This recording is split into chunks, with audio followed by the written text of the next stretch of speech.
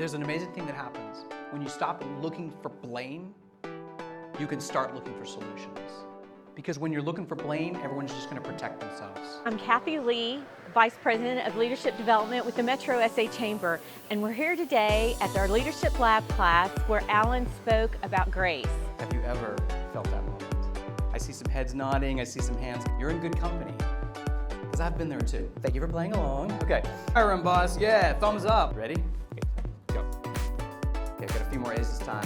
How has this leader's strategy helped you in the past? So how has it hindered you? I'll let you all chat and then I'll get your feedback. You would go into work every day not wanting to be there. Now if you could stand up.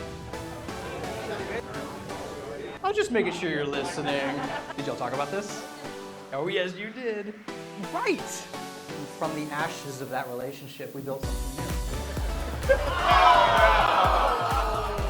It really got the whole class engaged in the conversation. We definitely will be partnering again with Alan.